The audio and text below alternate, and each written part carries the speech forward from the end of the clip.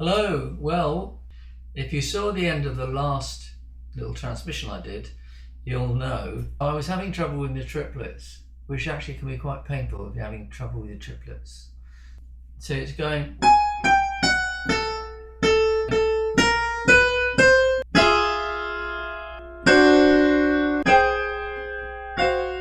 That's an F sharp against an F natural. And because they'll hear one of them is playing an F natural and the other one playing down here an F sharp, I've put what they call a courtesy accidental at the top to show that even though he or she can hear an F sharp below, I still would like her to play, or him to play, an F natural at the top. Then I progressed on and I wanted to get it really going. I decided I wanted to have a line that isn't a run on the violins. It's a kind of clunky melody. The first violins play the first half of the bar, second violins play the second half of the bar. And by the way, I might hate this in about 2 or 3 days, or 2 or 3 minutes, and then just start again, erase it.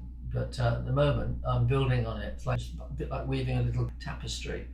I always orchestrate as I go along, because I think sometimes when you write a tune, it's either it's built for woodwinds or it's created for strings. I'm not orchestrating a preconceived melody. I'm creating melody to fit the instruments.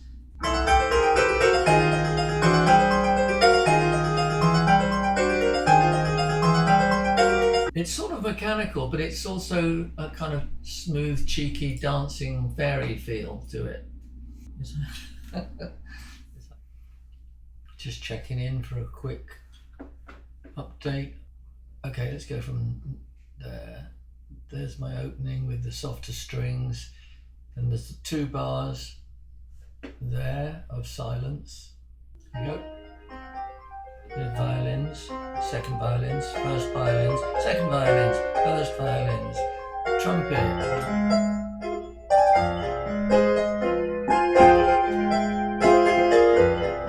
A big trumpet tune over the top. I'm much happier with that trumpet tune now. That's it. So that's how it's starting, and I'm sort of okay with it now. I've made friends with it. I quite like those 2 bars of silence. There they are, right in the middle of the picture, 7 and 8, bars 7 and 8. I might actually nick a bit of the John Cage silence instead, and see if they sue me again, because it'd be really good publicity if they did. Just as we get into that, what I call Hungarian dance section, bar 13, and don't forget this is only bar 13, so it's really, really early in the piece.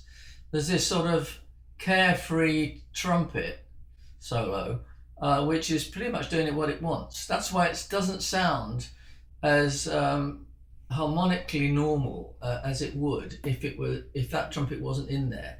And I was describing it the other day as if, okay, the string section are playing in the town square and some people dancing around having a good time, and in comes this lad. So he comes in quite normally with a tune that doesn't disagree with the harmony, and then it goes off and does what the hell it wants, which is this.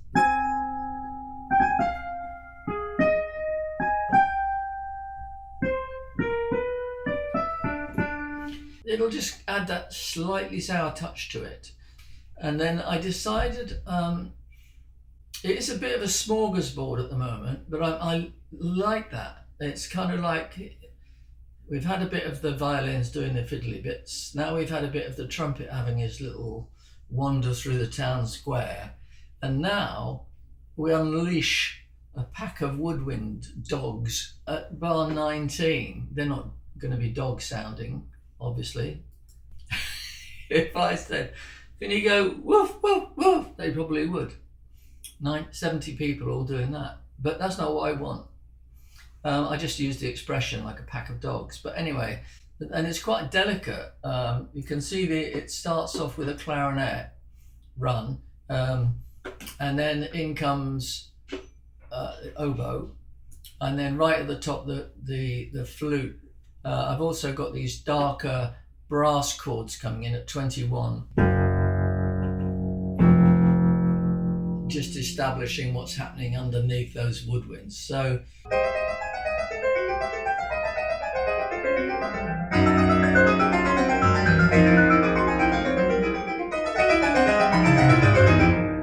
and a soft string chord, and now the strings take it up.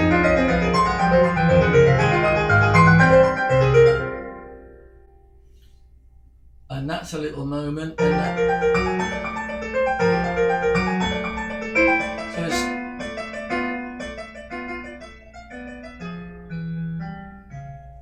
I don't know whether I gave you the right impression when I was trying to describe what the various movements would be like, but I had the idea that this would be, I think I used the word capricious, and I called it a caprice, and that's what it is. And even but the slight madness of it, which happens at bar 32,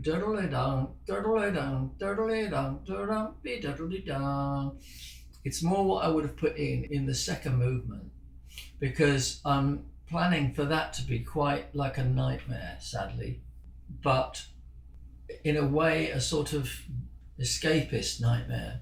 So it's kind of, you know how a dream can be good and bad at the same time. And that's what I want to try and capture in the second movement. But I wonder whether it doesn't matter in bar 32 if I foreshadow it a little bit with that. When I wrote it and I thought, yeah, that's okay, but it's not right for there. I need a different way of moving the piece forward.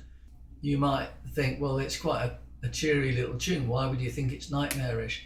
Well, I suppose it's because sometimes if you have a cheery little tune coming in over a very, very dark moment, it gives you that kind of, excuse me, but what's going on here kind of feel, which is what I want to create in the second movement. But I quite like the idea of just planting it in our mind so that when it comes back in the second movement, we go, oh yeah, I remember that.